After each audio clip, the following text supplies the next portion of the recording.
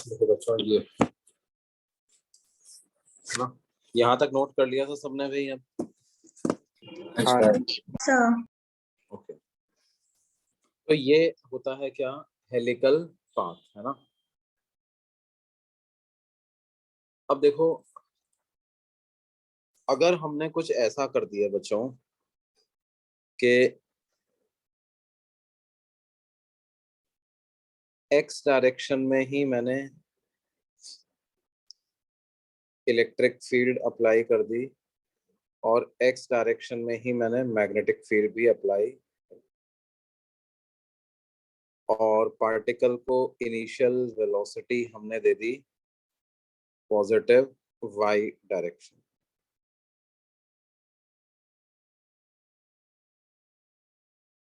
ये एक्स है, ये वाई है, ये सब।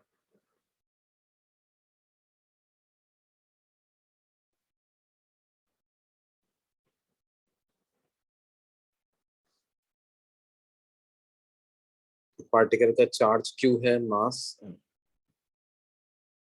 B is equal to B naught I cap, E is equal to E naught I. अब इस केस में पाथ पार्टिकल का कैसा होगा ये हमें पता करना।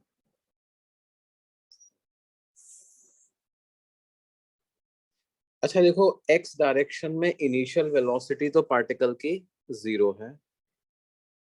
Eight t equal to 0 x component of velocity is 0, z component of velocity is 0, y component of velocity u के बराबर। ठीक है। अच्छा, x डायरेक्शन में फोर्स क्या हमेशा q ई नॉट के बराबर ही लगेगा? इसका मतलब x कंपोनेंट ऑफ एक्सेलरेशन क्या q E naught by m के बराबर ही होगा?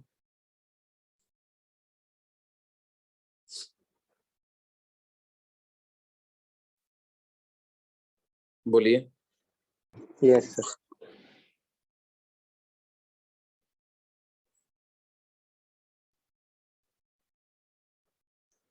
तो क्या मैं बोल सकता हूं कि x component of velocity at time t जो आ जाएगा वो q E naught by m into T के बराबर इतना आ जाएगा? क्यों भाई? x component of velocity at time t कितना आ जाएगा? q E not t by m। Is it okay? हाँ sir. v equal to u plus a t apply किया बेसिकली हमने। vx is equal to ux plus ax into,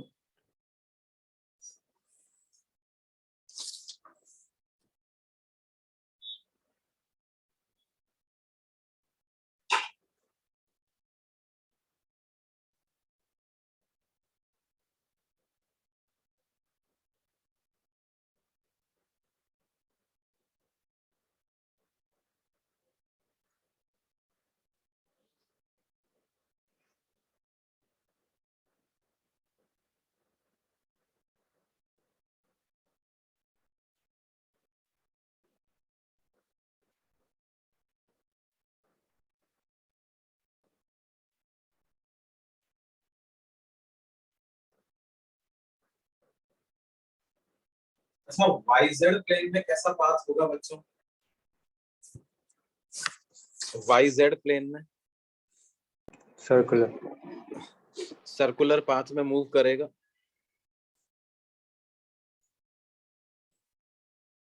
फिर से हम क्या करें, एक्सिस को टिल्ट कर दें, अगर मतलब रोटेट कर दें, पूरे कोऑर्डिनेट एक्सिस को ही रोटेट कर दें। पॉजिटिव जेड एक्सिस इधर आ जाएगा, नेगेटिव जेड एक्सिस इधर आ जाएगा। v क्रॉस b के हिसाब से पार्टिकल मैग्नेटिक फील्ड ऐसे बाहर की तरफ आ जाएगा। v ऊपर है, b बाहर है, तो फोर्स इधर लगेगा। तो पाथ जो होगा पार्टिकल का वो YZ प्लेन में इस तरह का पाथ हो जाएगा ना बच्चों।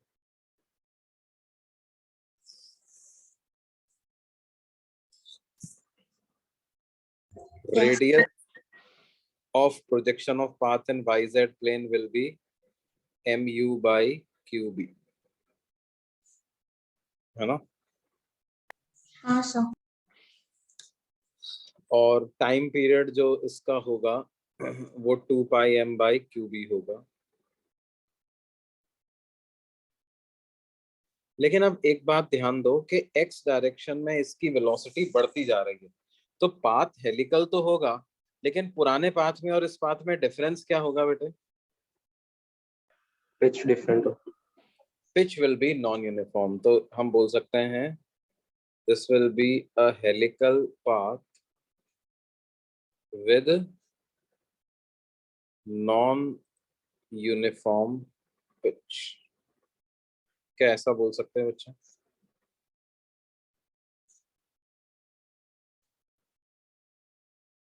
हेलिकल पाथ होगा लेकिन पिच इसका कैसा रहेगा? नॉन यूनिफॉर्म पिच इसका।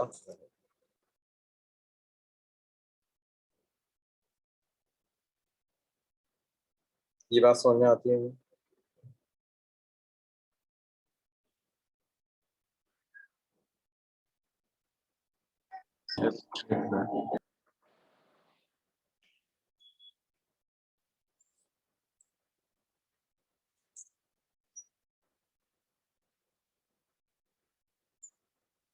ठीक है।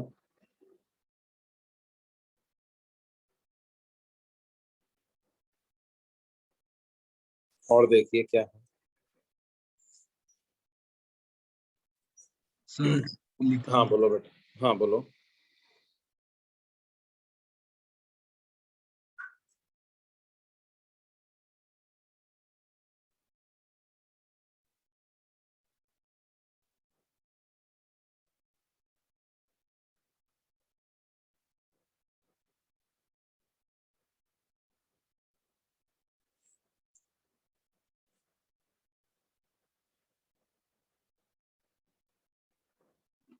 हाँ सर हो गया। Okay.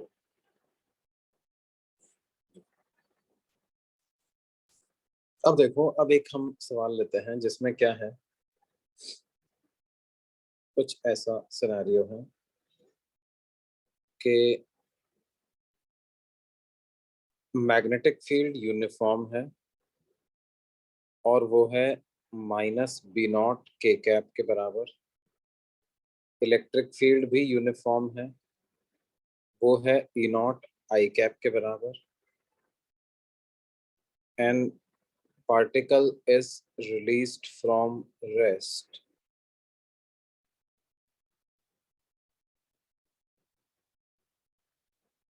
from origin. Particle is released from rest from origin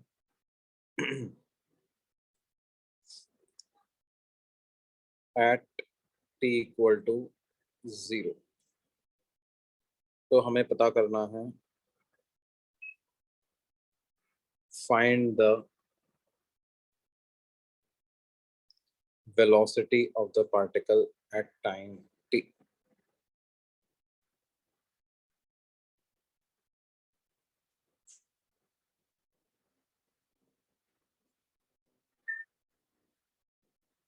and the coordinates of the particle at time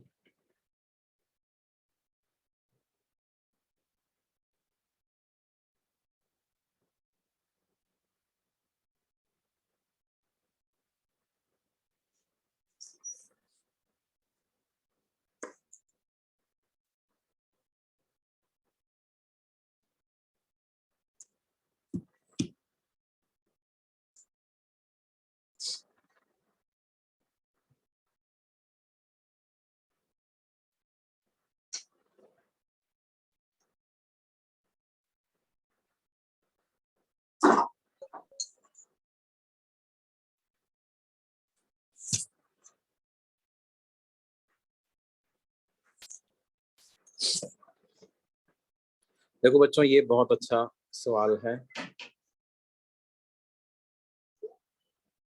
लेकिन एनालिसिस करने का तरीका हमारा वही है।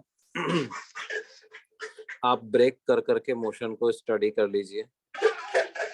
एक्स डायरेक्शन में इलेक्ट्रिक फील्ड है ई नॉट और नेगेटिव जेड डायरेक्शन में मैग्नेटिक फील्ड है बी।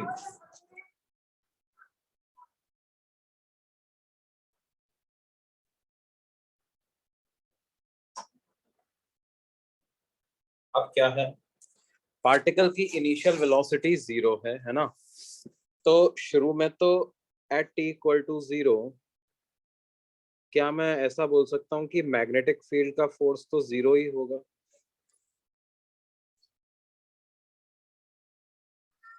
क्यों 0 होगा? Since velocity is 0। तो जो नेट फोर्स पार्टिकल पे लगेगा वो क्यू ई नॉट आई कैप के बराबर लगेगा, यानी एक्सेलरेशन पार्टिकल का जो हो जाएगा वो q E naught by m i cap के बराबर हो जाएगा। कब? At t equal to 0। नहीं, Yes, sir. अब क्या होगा भाई?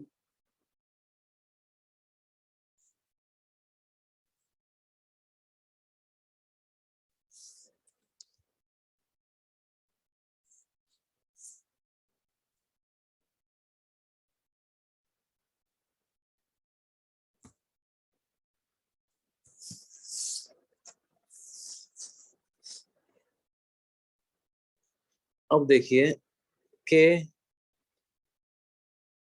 इस एक्सेलरेशन की वजह से पार्टिकल एक्स डायरेक्शन में कुछ वेलोसिटी एक्वायर करेगा, और जैसे ही एक्स डायरेक्शन में वेलोसिटी एक्वायर करेगा मैग्नेटिक फील्ड का फोर्स लगेगा ऊपर की तरफ, है ना। तो जैसे ही मैग्नेटिक फील्ड का फोर्स प्लस वाई डायरेक्शन में लगेगा पार्टिकल की वेलोसिटी जो है अब थोड़ी सी ऐसे हो जाएगी। क्यों बेटे? हाँ सर। एक बात बताओ, क्या पार्टिकल कभी z डायरेक्शन में वेलोसिटी एक्वायर करेगा क्या? नहीं सर। No sir. z डायरेक्शन में क्यों नहीं अप्लाई कर पाएगा? क्योंकि इलेक्ट्रिक फील्ड तो सिर्फ x डायरेक्शन में फोर्स लगा रहा है, मैग्नेटिक फील्ड जिस भी डायरेक्शन में होता है उस डायरेक्शन में फोर्स नहीं लगाता। अभी मैग्नेटिक फील्ड z डायरेक्शन में है, तो इसका मतलब z डायरेक्शन में इस पे फोर्स ना तो इलेक्ट्रिक फील्ड का लग रहा है ना मैग्नेटिक फील्ड का लग रहा है। तो z डायरेक्शन में तो ये कभी भी वेलोसिटी एक्वायर कर ही नहीं पाएगा। तो क्या हम ऐसा बोल सकते हैं कि पार्टिकल का पाथ जैसा भी हो, path of particle will be या particle will only move in xy plane?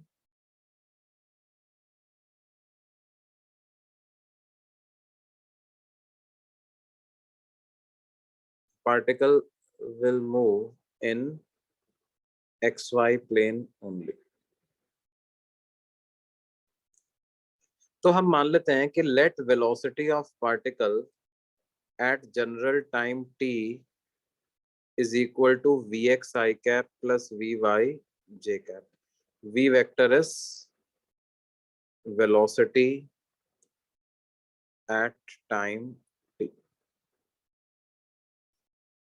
V is velocity at time. ये बात समझ में आती है मतलब? हाँ हाँ सर। अब देखो क्या है, अगर इतनी वेलोसिटी टी टाइम पे है तो मैग्नेटिक फील्ड का फोर्स कितना लग रहा होगा वो जरा अपन लिखते हैं। तो उसको मैं क्यू वी क्रॉस बी के हिसाब से लिख देता हूँ। तो वो मेरे पास आ जाएगा q v x i cap plus v y j cap, इसका क्रॉस प्रोडक्ट कर देता हूँ minus B naught k cap के साथ। तो i cap cross k cap ये कितना हो जाएगा? I cap cross k cap करेंगे तो ये माइनस माइनस जे कैप आ जाएगा। तो लेकिन यहाँ पर क्योंकि माइनस के कैप है तो वो प्लस जे कैप हो जाएगा। तो we x B naught J cap, है ना।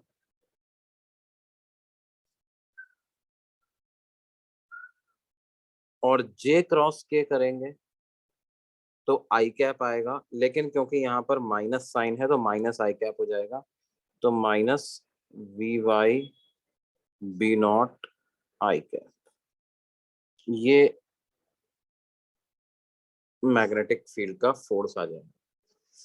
तो जो टोटल फोर्स पार्टिकल पे आ जाएगा वो कितना हो जाएगा, क्यू ई नॉट आई cap plus q v x B naught जे cap minus q v Y B naught आई कैप। तो क्या हो जाएगा, टोटल फोर्स जो पार्टिकल पे लगेगा वो इतना आ जाएगा, q into E naught minus we Y B naught I cap plus q v x B naught J cap. Force को हम यदि मास से डिवाइड कर दें तो एक्सेलरेशन आ जाएगा। Acceleration is force upon mass, तो that is Q by M into E naught minus we Y B naught I cap plus Q by M into we x B naught J cap. ये ऐसा acceleration इतना आ जाएगा। अब ये जो x component है एक्सेलरेशन का, इसको हम d we x by D t लिख सकते हैं। तो D we x by D T की क्या वैल्यू आ जाएगी, q by M into E naught minus we Y B naught, और जो y कंपोनेंट ऑफ एक्सेलरेशन है उसको d we Y by D t लिख देते हैं, तो वो आ जाएगा q by M into we x B naught. अब देखो ये बड़ी थोड़ी सी डिफिकल्ट टाइप की डिफरेंशियल इक्वेशन बन गई, डायरेक्टली तो सॉल्व नहीं हो पा रही है ये। क्यों डायरेक्टली सॉल्व नहीं हो पा रही बच्चों, क्योंकि इधर LHS में dvx बाई dt आ रहा है और RHS में y कंपोनेंट ऑफ वेलोसिटी आ रहा है। सेकंड इक्वेशन देखोगे तो उसमें LHS में dvy बाई dt आ रहा है, लेकिन RHS में x कंपोनेंट ऑफ वेलोसिटी आ रहा है। तो अब मुझे क्या करना पड़ेगा, इन दोनों को साइमल्टेनियसली सॉल्व करके या तो पूरी इक्वेशन vy के टर्म्स में बनानी पड़ेगी या पूरी इक्वेशन vx के टर्म्स में बनानी पड़ेगी, है ना। तो हम क्या करते हैं बच्चों, ये जो इक्वेशन 1 आई है इस इक्वेशन को एक बार डिफरेंशिएट कर देते हैं टाइम के रिस्पेक्ट में।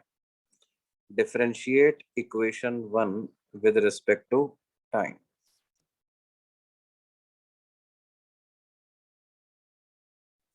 तो क्या हो जाएगा, d two we x by D T square is equal to q by m, E naught का डिफरेंशिएशन 0 हो जाएगा, ये हो जाएगा minus B naught d we Y by D T. तो क्या आ गया, d two we x by D T square is equal to minus Q B naught by M into D we Y by D t. ये ऐसा आ जाएगा। अब ये जो d we Y by D T की वैल्यू आई है इसको इक्वेशन 3 नाम दे दो। Substitute D we Y by D t, या तो इक्वेशन 2 से इक्वेशन 3 में सब्स्टिट्यूट कर दो। Substitute D we Y by D T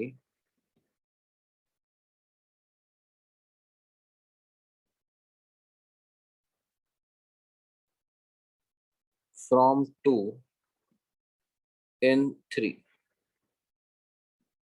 तो क्या हो जाएगा, LHS में तो D two we x by D T square ही रहेगा, RHS में एक minus Q B naught by M रहेगा, और D we Y by D T को क्या रख देंगे, Q B naught by M into we X, यानी कि D two we x by D T square is equal to minus of Q B naught by M का whole square into V X, ऐसा एक differential equation अपने पास आ जाएगी। अब देखो, क्या ऐसी इक्वेशन कुछ जानी पहचानी सी लग रही है क्या तुमको बच्चों? This equation, does it look slightly familiar to?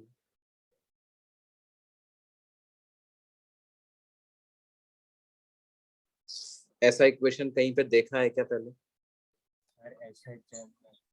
SHM में, बिल्कुल सही पहचाना तुमने।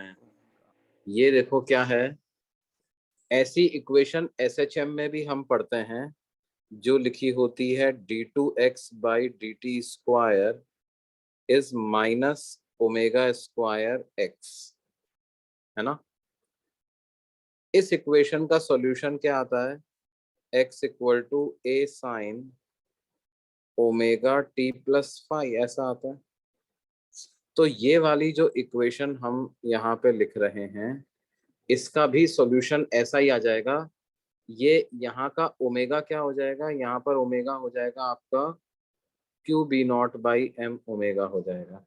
तो वी एक्स की value as function of time आ जाएगी, V X is equal to we x naught sine omega T plus five. क्या ऐसा बोल सकते हैं बच्चों?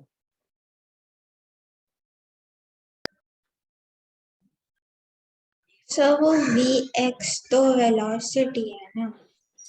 बेटे देखो क्या है, ये जो सॉल्यूशन होता है, ये तो एक तरह का mathematical solution to this equation है ना। उसमें x can represent any variable.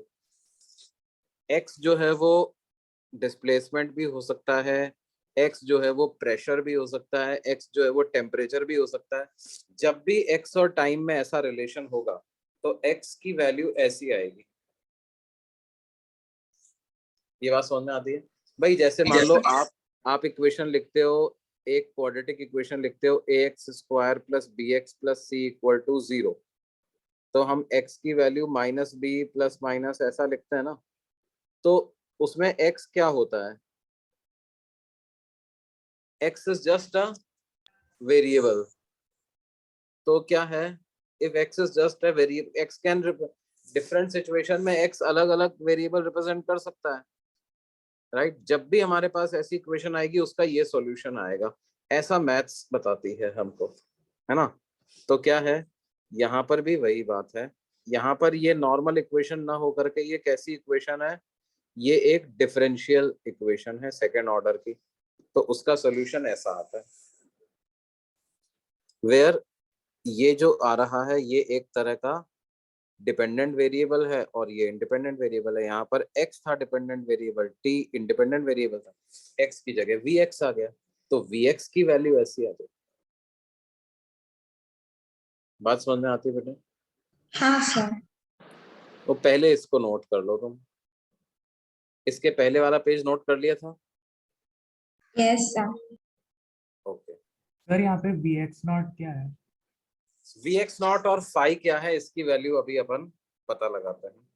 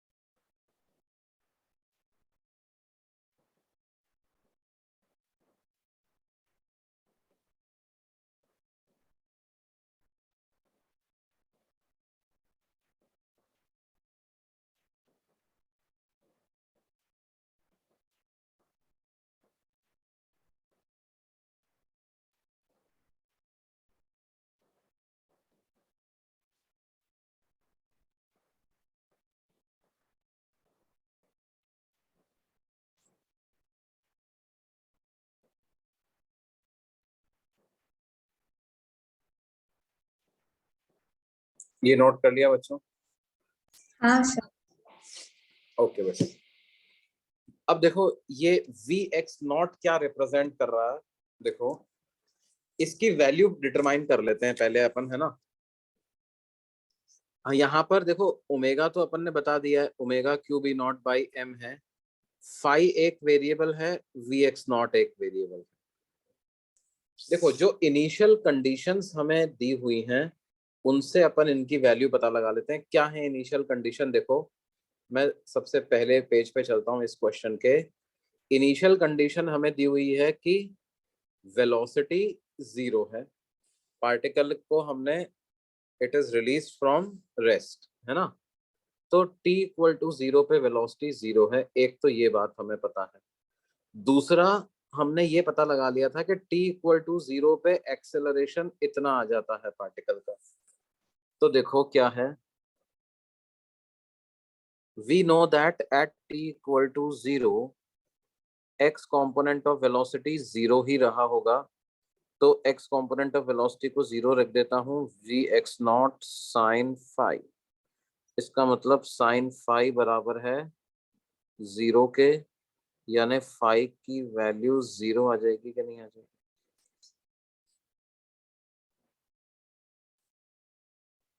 Also at t equal to 0 जो एक्सेलरेशन का x कंपोनेंट है वो q E naught by m के बराबर है, और एक्सेलरेशन का x कंपोनेंट होता है D we x by D T. तो D we x by D T की क्या वैल्यू आ जाएगी? वो आ जाएगी V x naught sine omega T. Phi तो 0 हो ही गया है तो उसको तो आप हटा दो, साइन ओमेगा टी का डिफरेंशिएशन हो जाएगा ओमेगा कॉस ओमेगा टी।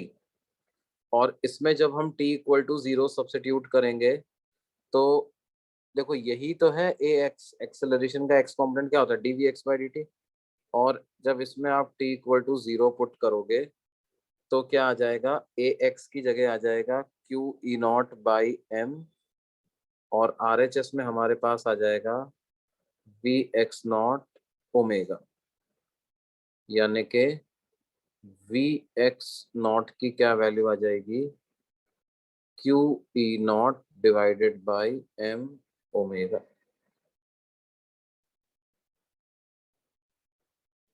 ये वैल्यू वी एक्स नॉट की आ जाएगी। ये बात समझ में आती है बेटा? यस। ओमेगा की भी वैल्यू पुट कर दो आप q B naught by m, तो इसका और सिंप्लीफाइड एक्सप्रेशन आ जाएगा q E naught by M omega. Omega को पुट कर देते हैं q B naught by m, तो m से m कैंसिल हो जाएगा, q से q कैंसिल हो जाएगा, तो ये वैल्यू क्या आ जाएगी, ई naught by B not.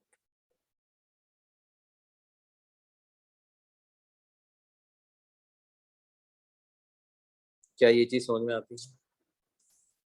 Yes.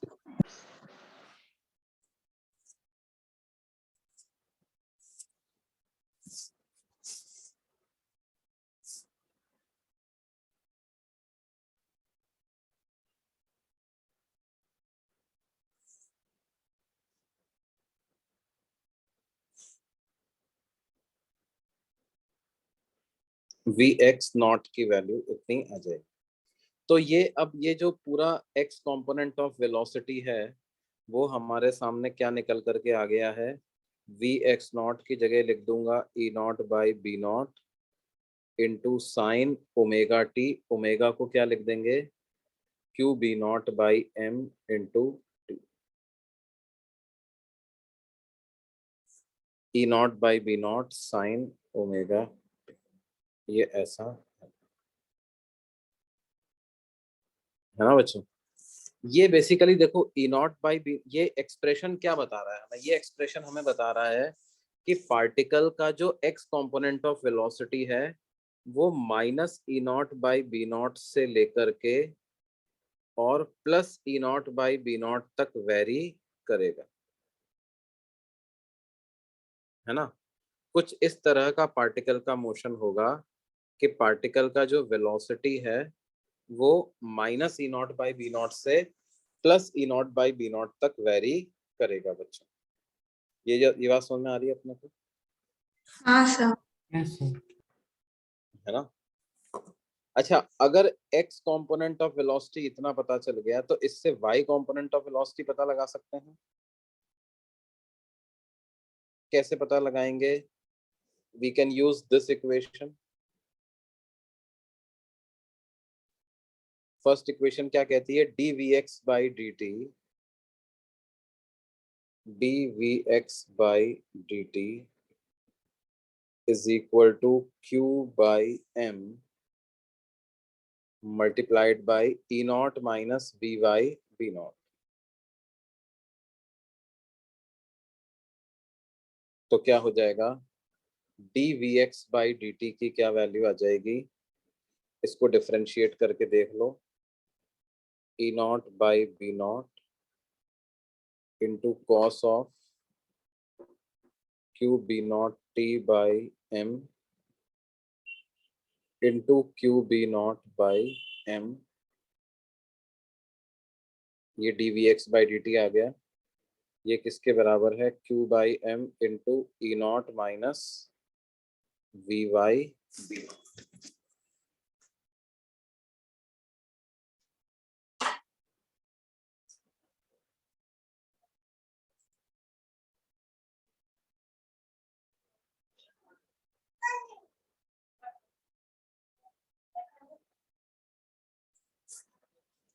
तो देखो क्या है बच्चों, q बाई m से q बाई m कैंसिल हो जाता है, b नॉट से ये b नॉट कैंसिल हो जाता है। हमारे पास क्या आ जाएगा? v by b not. ये किसके बराबर आ गया? e not minus e not cos of q b not t by m। यानी कि वी वाई की क्या वैल्यू आ गई? E naught by B naught into 1 - cos of Q B naught T by. क्या ये बात समझ में आ रही है बच्चों?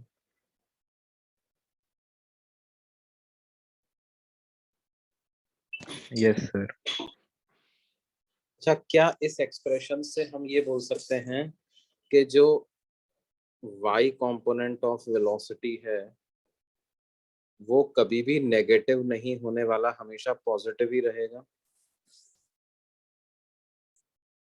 Yes, sir. और वो कहाँ से कहाँ तक वेरी करेगा?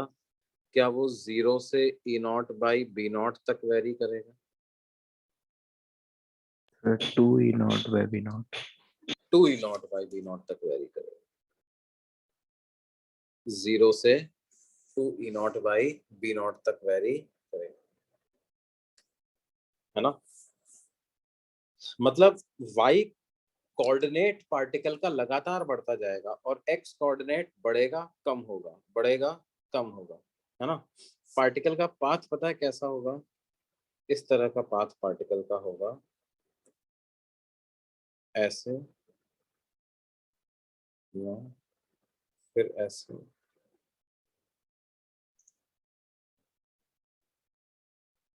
इस तरह से पार्टिकल, ये होता है cycloidal path. Such a path is called as, कैसा बेटे? साइक्लॉइडल।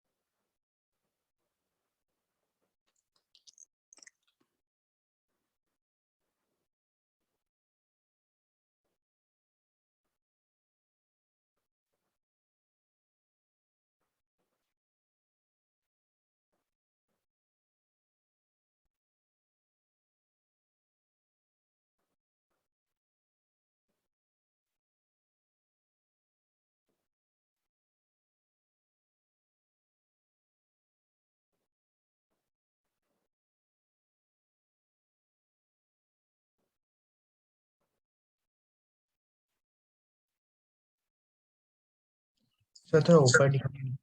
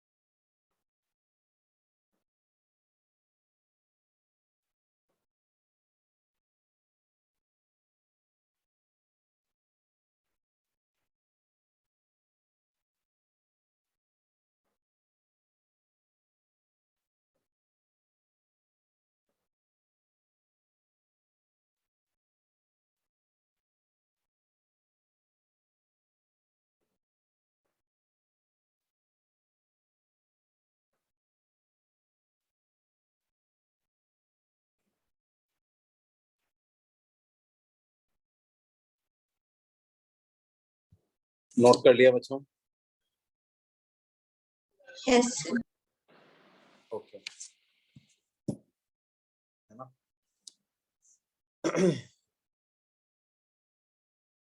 अगर हमें मतलब x और y कोऑर्डिनेट पता करने हैं तो वो भी पता कर सकते हैं, इनको इंटीग्रेट कर दो तो x और y कोऑर्डिनेट पता चल जाएगा। जैसे x कोऑर्डिनेट क्या पता चल जाएगा, इंटीग्रल vx dt, 0 से t तक इंटीग्रेट कर दो तो x कोऑर्डिनेट पता चल जाएगा ना बेटा। तो क्या हो जाएगा, minus E naught by B naught cos q B naught T by m, और ये क्या हो जाएगा,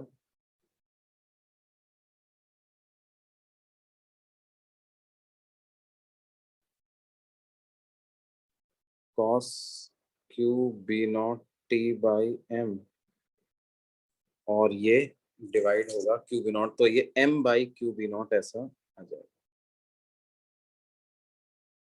और 0 से टी तक इंटीग्रेट करते हैं इसको। तो ये क्या वैल्यू आ जाएगी भाई,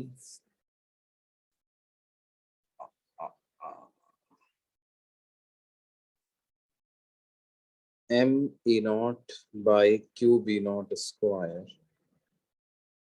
m E naught by Q B naught square into 1 minus cos q B naught T by, ये ऐसी वैल्यू इसकी है ना। और y कोऑर्डिनेट की बात करें तो it will be integration of v y d T from 0 to t। तो इसका इंटीग्रेशन करोगे तो E naught by B naught तो बाहर आ गया, 1 dt का इंटीग्रेशन हो जाएगा t, और इसका इंटीग्रेशन हो जाएगा m by Q B naught into sine of Q B naught T by M, है ना। ये ऐसा आ जाएगा, यानी कि E naught by B naught into T minus M E naught by Q B naught square into sine of Q B naught T by, क्या ये बात समझ में आती है बच्चों?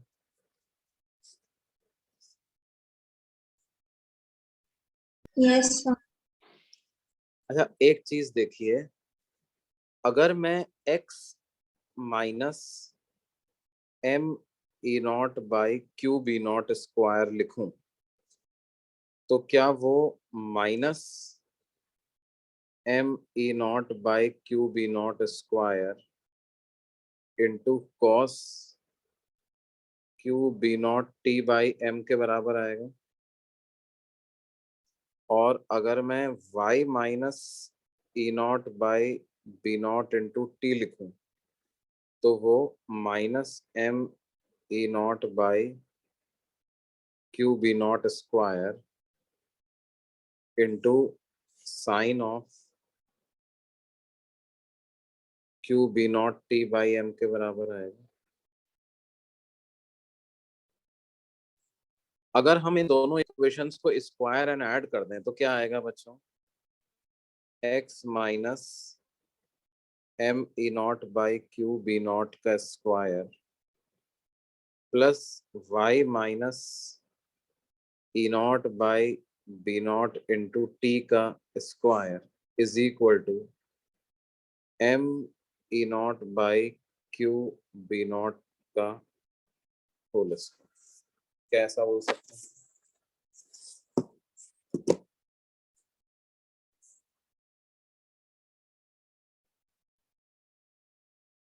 बोलिए बच्चों, क्या ये एक सर्कल की इक्वेशन लग रही है क्या बेटा? x माइनस एक्स वन का square plus y minus Y one का square is equal to R square.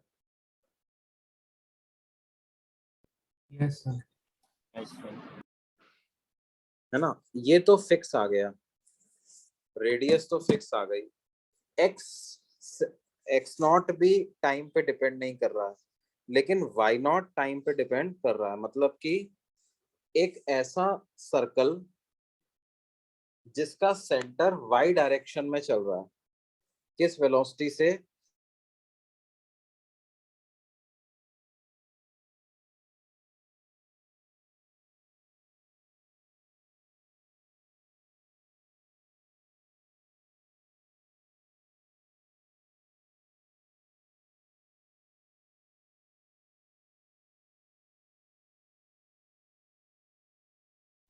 Sir आवाज नहीं आ रहा।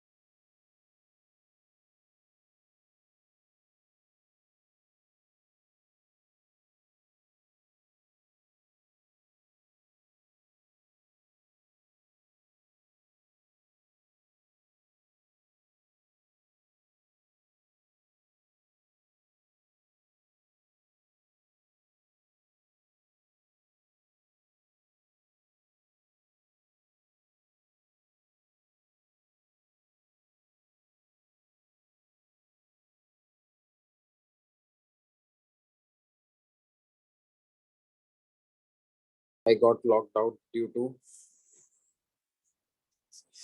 some issue. I don't know. I'm not understanding why. Maybe because of internet connection fluctuation.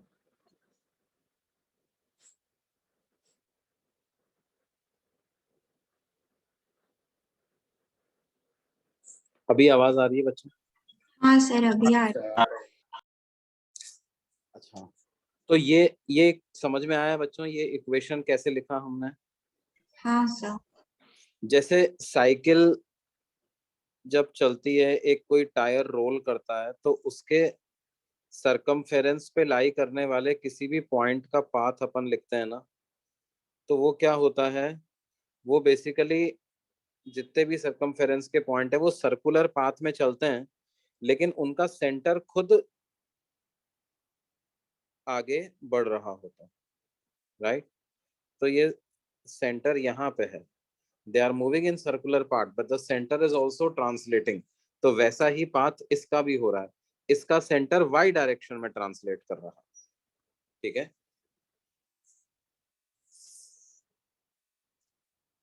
क्या ये बात समझ में आ रही है बच्चों?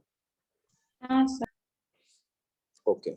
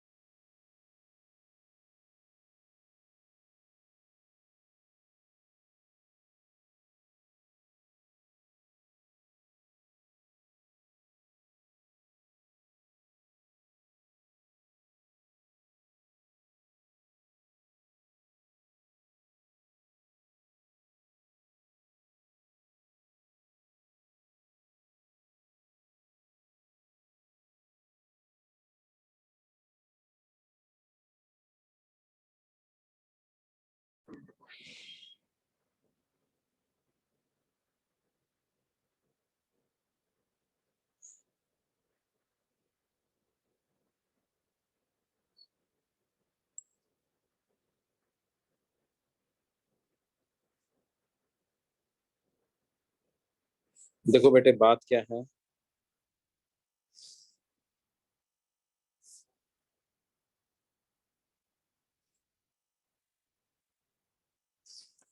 कि अगर कोई किसी वायर में करंट फ्लो कर रहा है और इस वायर का मैं स्मॉल लेंथ dl कंसिडर करूं, तो इसमें बेसिकली क्या है, इलेक्ट्रॉन्स ड्रिफ्ट वेलोसिटी से करंट के अपोजिट डायरेक्शन में मूव कर रहे हैं, है ना? मान लेते हैं vd इलेक्ट्रॉन्स की ड्रिफ्ट वेलोसिटी है और मैं dl लेंथ का सेगमेंट, बच्चों आवाज आ रही है ना मेरी? Yes. तो कितने इलेक्ट्रॉन्स इस dl लेंथ के सेगमेंट में होंगे? तो electron density multiplied by volume, volume AdL हो जाएगा। इतने इलेक्ट्रॉन्स इस सेगमेंट में हैं, इसको -e से मल्टीप्लाई कर देंगे तो क्या आ जाएगा, चार्ज आ जाएगा, जो कि इतनी लेंथ के सेगमेंट में है ना? Q into drift velocity, drift velocity को vd वेक्टर लिख देते हैं, तो q v क्रॉस b हम कर देंगे, तो क्या ये इतने से सेगमेंट पे लगने वाला फोर्स आ जाएगा बच्चों? n a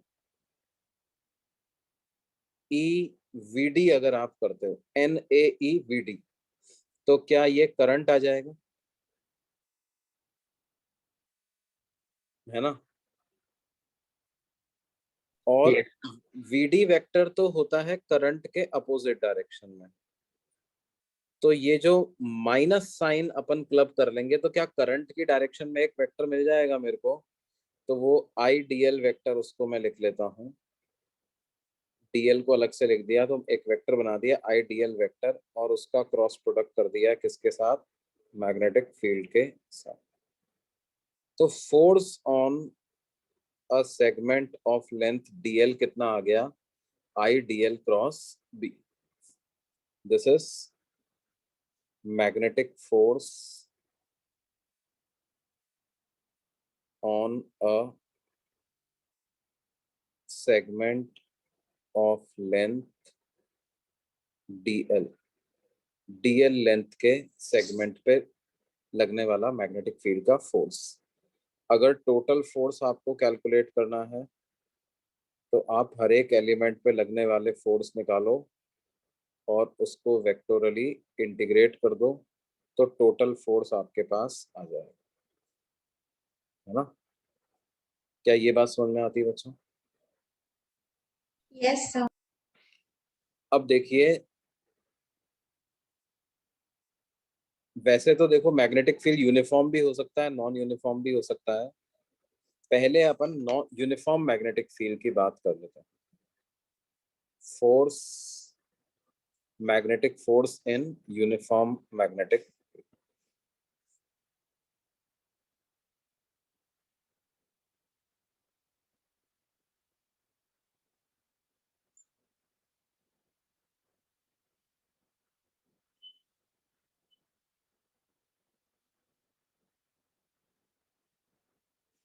magnetic force on a uniform magnetic, तो वो कैसे लिखेंगे बच्चों? देखो, फोर्स को आप integral of I DL cross B तो लिखोगे ही।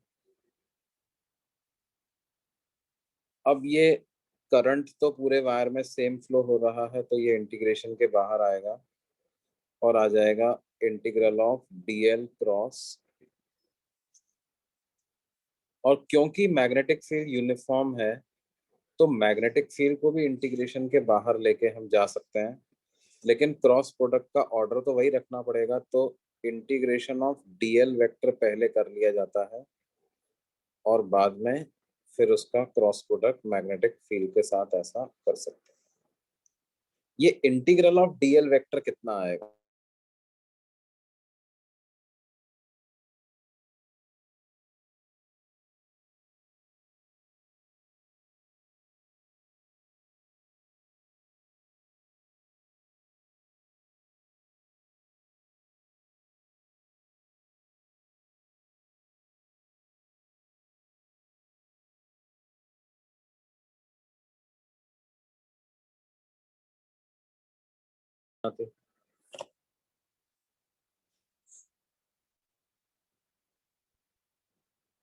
Yes, sir.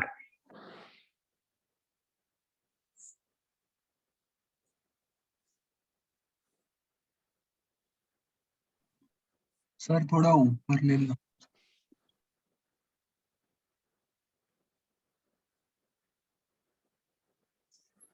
मतलब हम क्या कर सकते हैं कि अगर हमारे पास हमें कोई कर्व्ड वायर सेगमेंट भी दिया हुआ है ना, तो यूनिफॉर्म मैग्नेटिक फील्ड में फोर्स निकालने के लिए आप उसको एक स्ट्रेट वायर सेगमेंट से रिप्लेस कर सकते हो। और वो स्ट्रेट वायर सेगमेंट कैसा होगा? वो and points of the wire को ज्वाइन करने वाले सेगमेंट से अपन उसको रिप्लेस कर सकते हैं। क्या ये बात समझ में आती है? हाँ sir. Yes sir.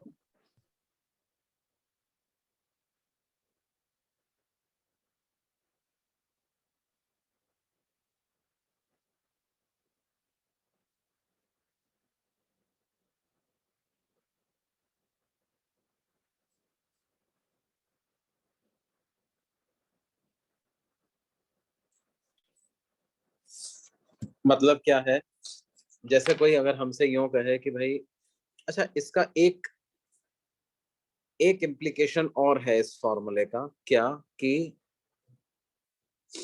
Force experienced bye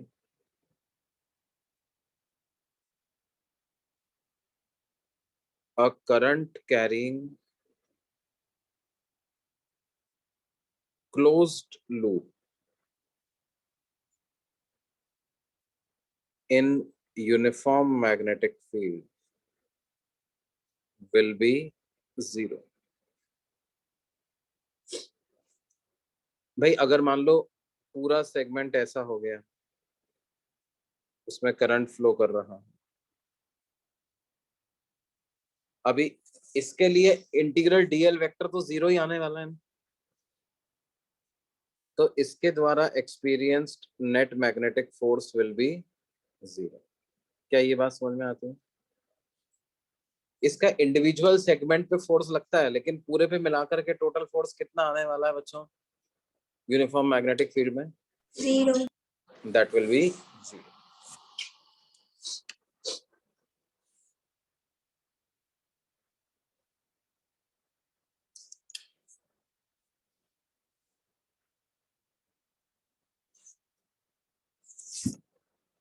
जैसे देखो, मान लो आपसे कहा जाए कि एक रीजन में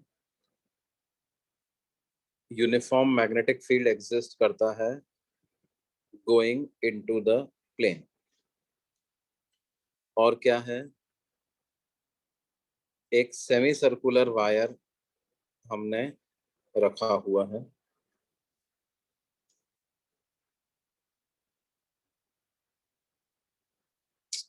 क्या सेमी सर्कुलर वायर हमने उसमें रखा हुआ,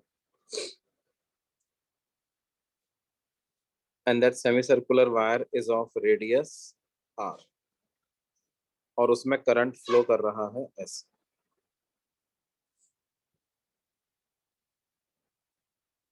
तो मेरे को कैलकुलेट करना है, कैलकुलेट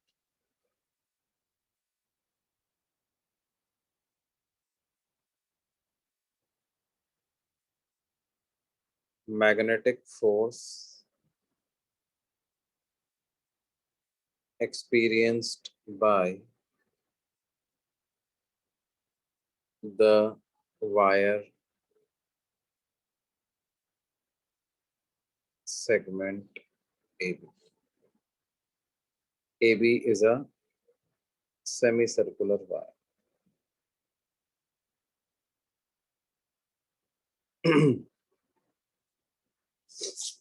तो क्या हो जाएगा बच्चों, हम इस सेमी सर्कुलर वायर को एक स्ट्रेट वायर से रिप्लेस कर सकते हैं जिसकी लेंथ है 2r, करंट ए से बी ही उसमें भी फ्लो करा देंगे, सेम करंट फ्लो करा देंगे, मैग्नेटिक फील्ड अंदर की तरफ है, तो L क्रॉस B आप करेंगे तो ऊपर की तरफ फोर्स आ जाएगा, और क्या वो फोर्स की value I into 2r into B आ जाएगी बच्चों? फोर्स की क्या वैल्यू आ जाएगी? I into 2r into B.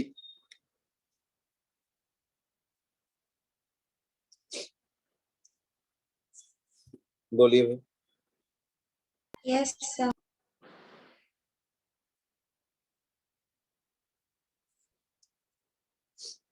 मान लो कोई आपसे कह रहा है कि एक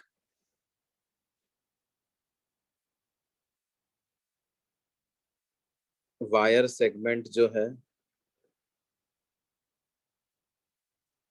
वो क्वार्टर ऑफ एन आर्क के जैसा है,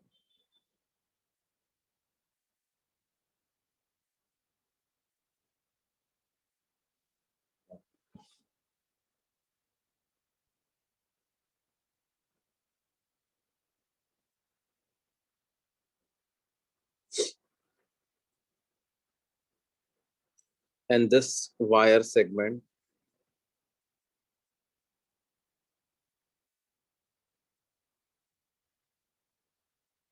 is a quarter of a circle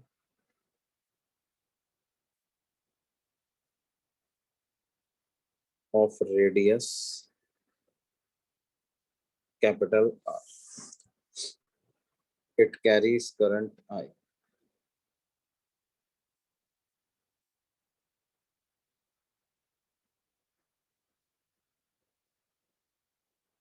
A uniform magnetic field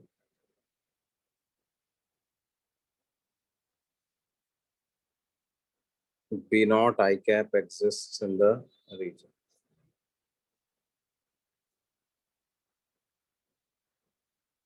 Calculate force on AB.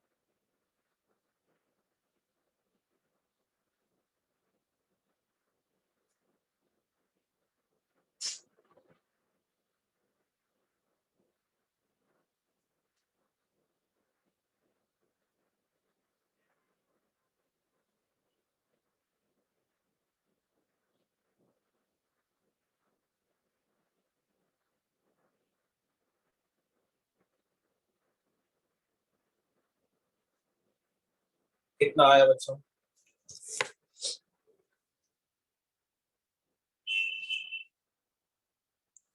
देखो इसको हम एक √2r लेंथ के वायर से रिप्लेस कर देंगे।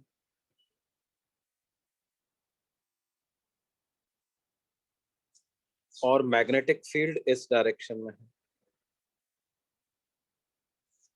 तो फोर्स का मैग्नीट्यूड क्या आएगा बेटे? ILB sin theta. तो वो आ जाएगा I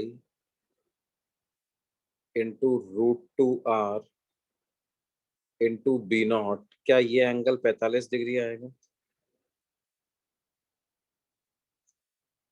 बच्चों आवाज आ रही है? Yes sir. Yes, sir. Okay okay. तो क्या ये IRB नॉट आ जाएगा क्या बच्चों?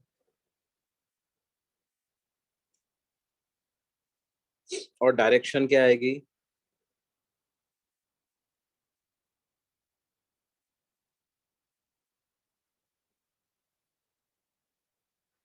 क्या माइनस के कैप डायरेक्शन आ जाएगी बच्चों? हाँ सर। हाँ,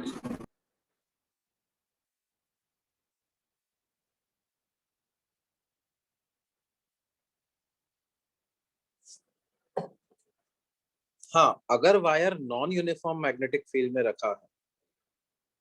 अच्छा, लेकिन एक बात और है भाई कि जब हम बोलते हैं कि पूरे क्लोज लूप पर यूनिफॉर्म मैग्नेटिक फील्ड में कोई फोर्स नहीं लगता, तो वो बात बिल्कुल सही है, लेकिन इंडिविजुअल सेगमेंट्स में फोर्स लग सकता है। मतलब एक सर्कुलर लूप है, उसमें करंट क्लॉकवाइज डायरेक्शन में फ्लो कर रहा है, लूप की रेडियस है a, वो XY प्लेन में लाई करता है,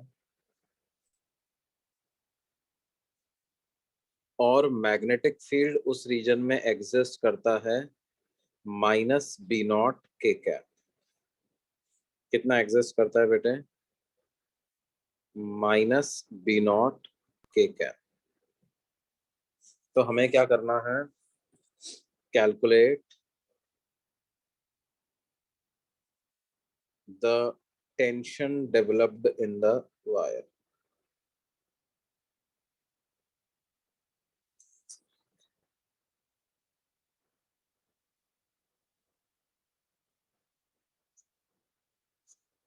Calculate the tension developed in the wire.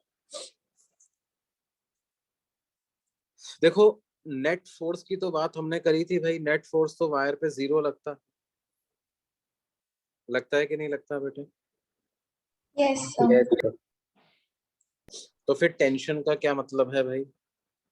भाई अगर हम देखें तो ये नेट फोर्स की अगर बारीकी में जाएं तो 0 कैसे लग रहा है? मान लो इतना सा सेगमेंट मैंने कंसिडर किया, करस्पॉन्डिंग करंट एलिमेंट की डायरेक्शन ऐसी आती है, मैग्नेटिक फील्ड अंदर है, आईडीएल क्रॉस बी करूंगा तो क्या इस पे फोर्स बाहर की तरफ आएगा?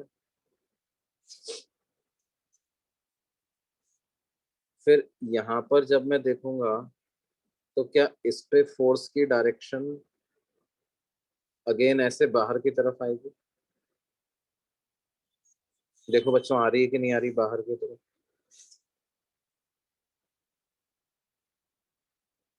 यस हर एलिमेंट पे फोर्स की डायरेक्शन किधर आएगी? रेडियली आउटवर्ड डायरेक्शन में आएगी। हर जगह मैग्नेटिक फील्ड सेम है, करंट तो पूरे में से सेम फ्लो कर ही रहा है, तो इस वजह से नेट फोर्स तो जीरो आ जाएगा। डायमेट्रिकली अपोजिट एलिमेंट ही आप कंसिडर करोगे तो क्या होगा, एक दूसरे का फोर्स का इफेक्ट जो है वो लोग कैंसिल कर देंगे।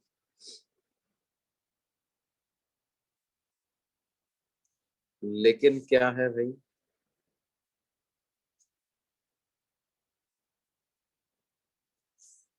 ये बाहर की तरफ फोर्स लगते लगते क्या होगा, वायर में एक खिंचाव डेवलप हो जाएगा, एक टेंशन इसके अंदर डेवलप हो जाएगी। वो टेंशन कैसे कैलकुलेट करें अपन? तो वो टेंशन कैलकुलेट करने के लिए हम क्या करते हैं बच्चों, ये जो वायर है, इस वायर का छोटा सा हिस्सा कंसिडर करते हैं। Consider a small length of the wire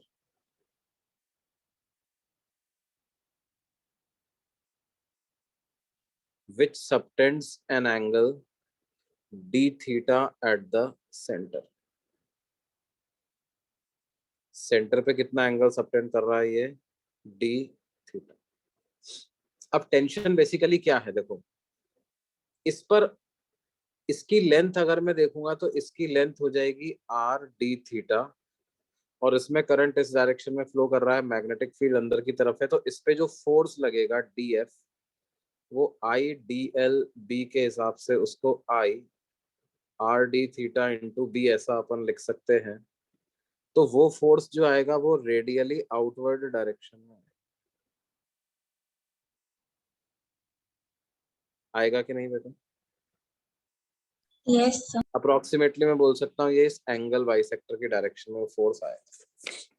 अब इस फोर्स को बैलेंस करने के लिए इस सेगमेंट के आसपास के जो वायर्स हैं, ये वाले, ये इस पर फोर्स एक्सर्ट कर रहे होंगे। वो फोर्स किधर एक्सर्ट कर रहे होंगे? ऐसे टेंजेंशियल डायरेक्शन में वो फोर्स इस पर एक्सर्ट कर रहे। ये बात समझ में आती है? हाँ सर अब ये जो टेंजेंशियल डायरेक्शन में फोर्स आ रहा है, इसके बारे में अगर मैं बात करूं, ये angle d theta by two है, तो इधर भी angle d theta by two बनेगा, तो ये एंगल हो जाएगा 90 minus d theta by two. इधर भी एंगल बनेगा 90 minus d theta by two. तो टेंशन का अंदर की तरफ कंपोनेंट कितना आ जाएगा? T sine d theta by two. इधर की तरफ से भी टेंशन का अंदर की तरफ कंपोनेंट आ जाएगा T sine d theta by two. तो क्या हो जाएगा, डीएफ को ये दोनों मिलकर के बैलेंस करेंगे बच्चे, है ना? डीएफ को हम किसके बराबर लिखेंगे? Two T sine d theta by two के बराबर। डीएफ को हम कितना लिखेंगे?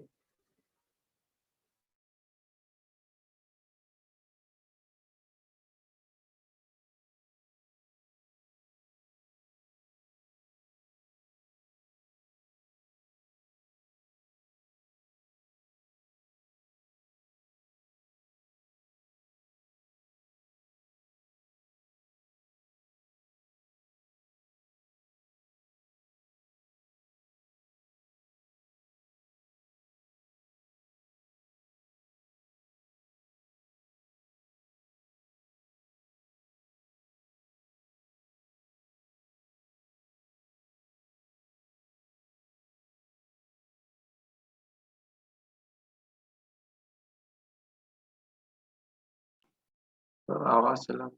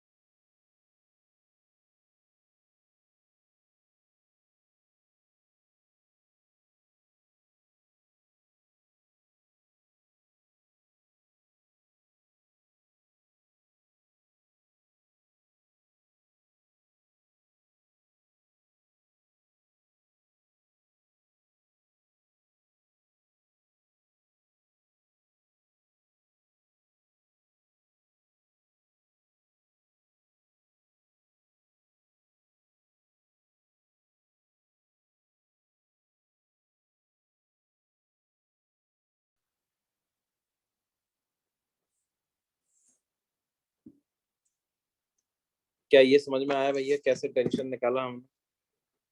Yes sir. ओके, सर हाँ बोलिए। सर इसी क्वेश्चन में हम लोग दो सेमी सर्कल में बांट के भी कर सकते हैं। दो सेमी सर्कल में बांट के भी कर सकते हो, यस बिल्कुल कर सकते हो। दो सेमी सर्कल में बांट के भी इसको आप कर सकते हो, है ना। बेसिकली देखो ये क्या बोलना चाह रहे हैं, ये बोल रहे हैं कि सर ये आ, हम क्या करें, जैसे हमने ये डी थीटा एंगल सबटेंड करने वाले एलिमेंट को सिस्टम लिया है, उसकी जगह एक सेमी सर्कल को सिस्टम ले लें, है ना। क्या करें, एक सेमी सर्कल को सिस्टम ले लें। तो वैसे भी आप बिल्कुल कर सकते हो। अगर हम सेमी सर्कुलर पार्ट को सिस्टम ले लेंगे तो क्या होगा भाई, उस पर जो फोर्स लग रहा होगा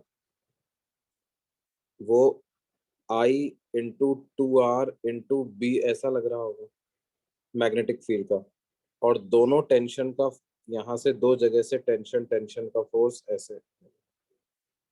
तो ऐसे भी आप करोगे तो इससे जल्दी आ जाएगा 2T = 2I/R/B। तो T की क्या वैल्यू आ जाएगी, IR। ये भी एक अच्छा मेथड है, बहुत जल्दी इससे आ जाता है, ज्यादा ये सब करना भी नहीं पड़ता, है ना। लेकिन ये वाला जो मेथड है इससे क्या है, थोड़ा इसका फील ज्यादा अच्छा आता है। फील इन द सेंस के भाई कैसे हर हर जगह पर ये टेंशन है ना। At every small part there is this tension, जो कि रिक्वायर्ड है, जरूरी है ना। और ऐसा नहीं है कि एलिमेंट छोटा लोगे तो टेंशन छोटी हो जाएगी, वो टेंशन उतनी रहेगी हर जगह। ये बात समझ में आ रही है बच्चों? Yes sir. Yes sir. Okay ठीक है बच्चों, बाकी फिर अगली क्लास में कंटिन्यू करेंगे। अगली क्लास में मिलते हैं।